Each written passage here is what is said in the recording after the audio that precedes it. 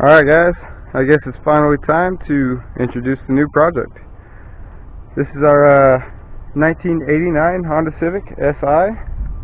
So it's got the nice front and rear sway bars on it, sunroof, actually functional, it's a miracle. The car's in decent condition. This is not the original paint, but previous owner did it. I think it looks pretty nice. What we got going is we're pulling this old Z6 block out of here. Obviously it's not looking too healthy. These two pistons really shouldn't be at the same level. If you really look there, that one's kind of rotated. So I actually ended up throwing this rod out the back of the block. There, can't see it too well, but there's a nice hole in the back of this block. So what we're doing, before I get a little bit too carried away, because I originally came out here just to look under the hood, and then I pulled everything apart. So I already took out the driver's side CV axle. Only thing left to do really is to pull the passenger side CV axle, and then we can pull this old motor out of here. So I just want to make sure I got that on camera. And then we've got a new engine already here to replace this motor. I'll show that here in a minute. But for right now, we're going to go ahead and finish pulling out this passenger side CV axle, and then I'll introduce what we're going to use to, well, I'll probably pull the motor, and then I'll show you guys what we have to replace it.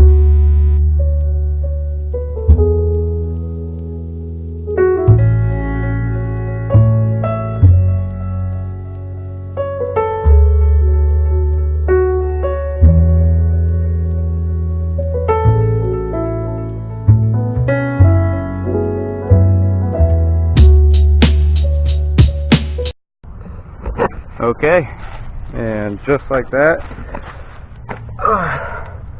we got our CV axle pulled out of the transmission. We're all good to go. So at this point, what I'm going to do is I'm probably put this side back together, put the bolt in the lower ball joint down here, and then lower the car down and come to the top and pull our motor out of here.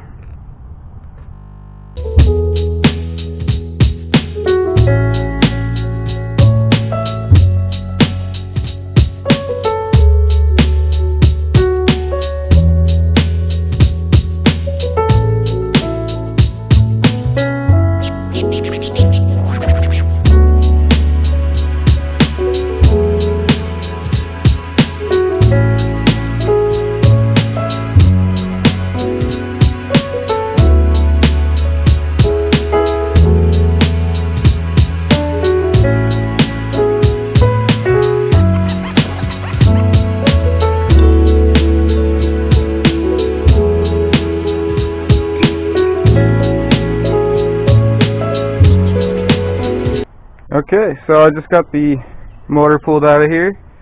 I mean, I don't know if you guys can tell, but it's definitely a different day. It got so cold, everything was frozen for like 2 weeks straight, so just kind of wasn't even able to do anything. But so today's finally nice, but we finally got our engine pulled out, as you can see. I think at this point I'm probably just going to take this opportunity to clean and paint this engine bay up, make it look real nice. But I think I'll go ahead and show you guys what we have to replace this blown Z6 motor. So let's go ahead and step into the shed and I'll show you guys. Here it is. This is our replacement motor. This is actually an OBD2 JDM D15B. It's a non-VTEC, and I actually kind of wanted a non-VTEC on purpose, and I'll explain why here in a minute. But here it is, you can see just D15B, and like I said, this is the OBD2 version. It's basically a copy of a D16Y7. I'm almost positive that the cylinder head and everything is pretty much exactly the same. But the reason it's a 1.5 liter and not a 1.6 liter is what they do is with these motors they have the same bore and the same connecting rods as a D16, but the reason how they get rid of the make it a 1.5 liter instead of a 1.6 liter is they shorten the deck height where it meets the cylinder head, and in the crankshaft it's got a shorter throw for the rod. It's got they reduced the stroke in the crankshaft. So that makes it a 1.5 liter. And that actually has a little bit of an advantage because if you have a motor you want to rev high quite a bit, the shorter stroke is going to have an advantage with that. You just have less length of a rotational mass moving, and it can make power at higher RPMs a little bit easier with the shorter stroke. But really, I mean, this motor's not going to make power. It's a 1.5 liter single cam. I'm pretty much just building this car as kind of almost like the simple seat time Stallion from her. It's just a car that I'll have every day that'll run and keep running, and just I'll be able to take it to autocross events and make it to meets every time, because the boosted K series is just not, you know, it's reliable and it runs, but you know, you can't count on daily driving that. So that's kind of what this car is going to fill up for, and daily drive and run and just be reliable. So I've got a boatload of other parts inside. I'll go ahead and show you guys. We'll go over what we got, what we're going to do, and kind of the main goals for this car. I got some pretty exciting stuff. I'll announce probably in a later video, but I have a really interesting video, or what I will consider a really interesting video, coming along with this motor. So let's go check out all the parts we got for this. Here's what we got so far. I got even more stuff on the way, but yeah, for right now, we just have header, a cheap air intake, and it's a super cheap air intake just because you guys will see why in the future, but we will be replacing that. Some spark plugs, ECU. This is actually my old P20 ECU that I had, but I chipped it and socketed it so we can tune with it on chrome. We got a Motes burn, Motes data logging cable, some ignition cable, a dual core radiator, which if you're just daily driving the car on a single cam, which isn't really necessary, but I plan to do a couple track days with this car, so in the hot summertime this will definitely help keep it cool. We've got a lot of maintenance parts here. OEM rear main seal, good idea while the motor's out of the car. I mean, it's always just a good idea to go through and do all the seals. We've got a timing belt kit, a clear timing gear cover. You guys will see why this will make more sense in the future when I show some of the other parts that I have on the way. Got some Prothane steering rack bushings to just stiffen up everything in there, replace all that. O2 sensor, just to replace the old one, an extension harness for that, OBD-O to OBD1 conversion harness. And if any of you guys have purchased the unique supply OBD-O to OBD1 conversion harness and don't know the wiring for it, because the instructions on their website are wrong and none of the other harness colors match it, I have put together my own pinout for it, and I'll tell you guys what colors on here are what for the unique supply harness in case you do buy that. I'll be doing a how-to video later on. I've got some cheap radiator hoses, just aftermarket ones to replace all the old 20-year-old hoses that are in the car right now. Fuel filter, and might be a couple other things laying around that I just didn't throw in here. But yeah, that's what we got for right now.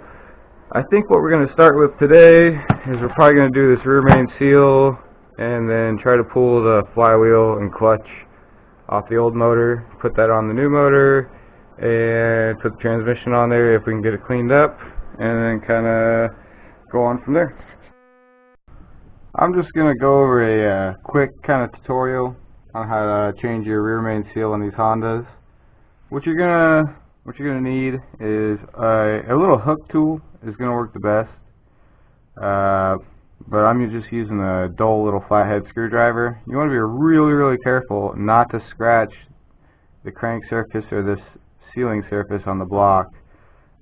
Best, you know, I like to stab them, you know, give them a little tap, stab through with a hook tool and then just kind of pull them out. The more evenly you pull it, the easier it's going to come out. Just keep that in mind. And then you're going to want to clean both surfaces as clean as you can get them. And I always, if you're going to use whatever seals, any seals, try to use OEM as much as you can. Those are proven, they're going to work. The OEM Honda crank seals come pre-lubed up for your crank, so you don't need to throw oil on there. I mean, go ahead, check your Helms or Haynes manual, whatever you got, and double check that, but you know, that's some assembly lubricant right there is what that is. And yeah, once you go to install the new seal, once you get this seal out and clean everything, when you go to install the new seal, just make sure you put it in as evenly and flat as you can. So you just make sure you got a good sealing surface, and you're not going to end up tearing everything apart later just to change the seal again. It's kind of a pain, but I'm going to go ahead and go through that so we can move on to something a little bit more fun. Okay, I got the new crank seal in, or the new rear main seal on this motor put in. Kind of a pain in the butt, but got it done. I think what we're going to do now is we're going to pull the transmission off the old motor, spray it down with some degreaser, get it cleaned up, and start getting the flywheel and clutch and everything transferred over to this motor.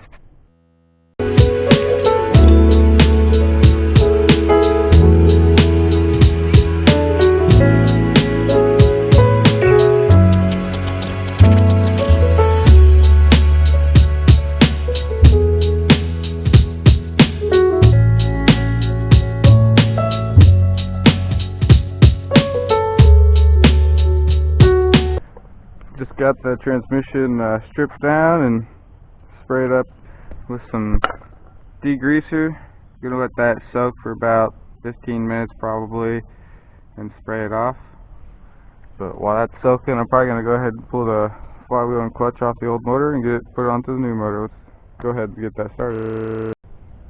Okay, so I just got done spraying this thing off, and if you can see right here like this is where the degreaser kind of got me after some physical scrubbing with a sponge and a rag. But if you look at this, where it's nice and shiny in a couple of spots, believe it or not, that I just to try it out, I tried a magic eraser, one of those Mr. Clean magic erasers, and that is incredible. That's just the difference between, you know, that's still scrubbing hard. Right here, I just ran the magic eraser over it just a little bit, and it made a huge difference. You can see just like from right here to right here, it's just magic eraser, but it ate up the magic eraser in no time. But still, I'd be willing to go buy like a 6-pack of those or something, scrub down the transmission. I think it'll look a lot better.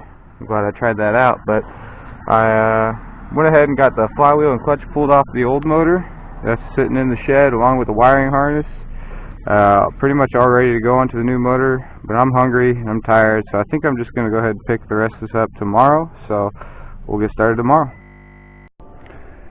It's another beautiful day today, luckily, because it's been pretty cold lately, but man, today is beautiful.